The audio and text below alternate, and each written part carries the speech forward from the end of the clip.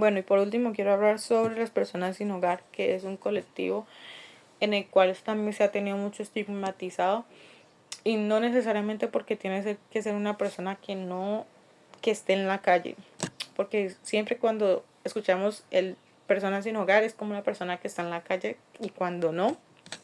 es una persona que puede estar en su casa, puede tener una casa, pero realmente no tiene una familia, no tiene una red de apoyo. Y de eso se trata una persona sin hogar, una persona que no tiene una red de apoyo. Eh, y en eso, de entre eso cabe como ese concepto que es la porofobia, y es el temor o el rechazo hacia una persona pobre. Que me parece ilógico porque, o sea, me parece irreal que exista ese término, porque cómo pueden haber personas que les dé miedo o el rechazo a una persona pobre. O sea, en cualquier momento puedes ser tú la persona que esté pobre, que no tenga ningún recurso, que no tenga ningún apoyo. Entonces, bueno, da igual. Eh, como tal, como el perfil de una persona, siento que no, realmente no tiene perfil, pero bueno, es como más que todo como lo que había hablado en los otros videos, que es el sexo, es el género, es la edad. En este caso, bueno, ya no son más menores de edad, sino que ya son personas de 30 años en adelante, y demás. Hay una tipología que habla sobre personas, bueno, sin alojamiento, que son personas sin techo, que son personas que viven prácticamente en las calles o en espacios públicos, o, o ya. Después están las personas sin vivienda, que son personas que están alojadas eh, eh, en alojamientos temporales o alojamientos transitorios, o por ejemplo mujeres que están alojadas en refugios por periodos de tiempo, pues tras sufrir alguna experiencia, alguna violencia doméstica o violencia de género,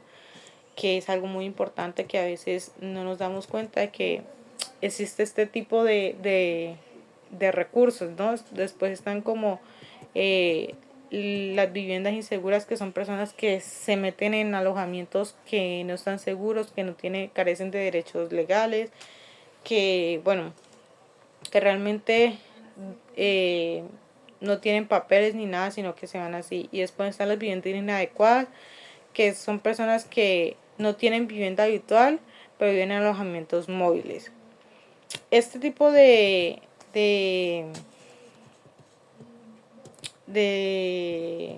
cosas que pasan con personas sin hogar, eh, es algo complejo. Es algo complejo porque, bueno, hay muchos factores que abarcan este tipo de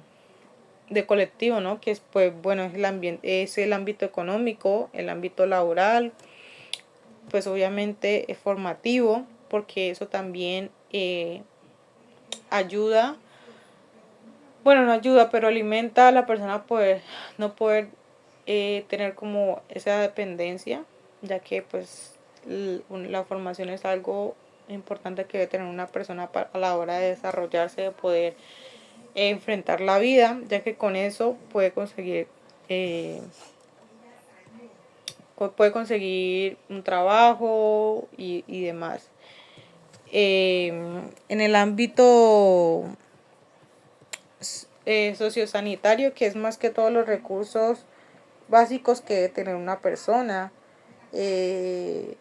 por ejemplo, si esa persona tiene enfermedades de alguna infección, algún trastorno mental, una discapacidad, no tiene como ese acceso para poder, cosa que no debe ser así, vuelvo y reitero, así como en la otra en los otros videos, ya que se supone que la salud es gratuita, o bueno, no gratuita, pero la salud debe ser un derecho para todos, sin excepción, sin estigma, sin nada, pero pues bueno, ya veremos, que es algo como así funciona el sistema. Eh, en cuanto a personas que vienen del exterior, que siento yo que son una de las más afectadas, ya que no tienen ese, bueno, pues por ejemplo los papeles en regla, la ciudadanía o demás. Es muy difícil poder acceder a uno de los recursos que pueda brindar en este país. Y es crítico, es crítico porque, pues, por ejemplo, en uno de ellos se debe se me olvidó cómo era eso, el empadronamiento. Y muchas veces las personas que son vulnerables y hay personas que le rompen el empadronamiento, le dañan sus documentos antes de echarlos a la calle y bueno, miles y miles de cosas. Entonces, pero también tiene que ver muchas veces, por ejemplo, a las mujeres, que somos las que más pasamos por este tipo de cosas. Hay cosas estresantes o vitales que nos pueden pasar, por ejemplo, la muerte de una madre, los malos tratos en la infancia, que viene siendo, bueno, cualquier maltrato, cualquier trauma que podamos pasar, la pérdida de una vivienda, la adicción a drogas, que era lo que yo hablaba, que era muy importante y que a veces se nos pasa por la cabeza que es algo por esport cuando realmente es algo serio. Eh, bueno, la expulsión de la vivienda familiar antes de los 18 años, que eso es algo que a mí me pasó en un tiempo, que fui echada de mi casa por un periodo corto de tiempo, pero es algo que realmente afecta y que a veces no nos damos de cuenta de las acciones que hacemos, de las acciones que hacen las otras personas y que cómo nos puede afectar a nosotros. En mi momento pude yo haberme ido de la casa totalmente y andar por ahí por la calle, pero Dios me guardó y Dios sabe cómo hace sus cosas. Pero las condiciones en las que yo podía estar en la calle no eran las correctas y por ende pues, me podía pasar algún tipo de, de problema. Eh, en cuanto a la mujer siempre se ve más vulnerable, siempre a correr peligro. Sabemos que nunca nos vamos a sentir seguras, siempre vamos a sentir que alguien nos acosa por los feminicidios, por, bueno, diferente tipo de cosas. En esta cosa yo muchas veces me da miedo salir a la calle de noche por eso, por el hecho de que me pueda pasar algo y demás. Hay cierto estigma hacia las personas sin hogar y es que se piensan que porque la persona está en la calle está con la prostitución o se está prostituyendo cuando no es así. Eh, no, no todas las personas que están en la calle están siendo prostituidas, es más, muchas veces son personas que caen en la trata de blancas o no tanto eso, sino que también por necesidad. Se llega al tal extremo que pues por la necesidad. Hay un tipo de recursos, hay tipos de recursos para ayudar, como son los albergues, como son los alojamientos, como son pues la reinserción sociolaboral y demás dentro de este colectivo que a veces no nos damos de cuenta eh, cómo desconocemos sobre estos servicios. Y ahora si nosotros que estamos estudiando eso desconocemos, ¿cómo no van a saber, por ejemplo, las personas de la calle que están en esa situación? Entonces aprendí mucho de eso cuando fuimos a la salida del albergue, en donde nos explicaron cómo funcionaba eso. Muchas veces las personas se acostumbran y se quedan como en ese ámbito o en ese albergue o en ese alojamiento hasta los 60 años, que creo que es el límite de edad, pero es por el hecho de que se sienten excluidas de lo social, porque sienten que no encajan dentro de la sociedad,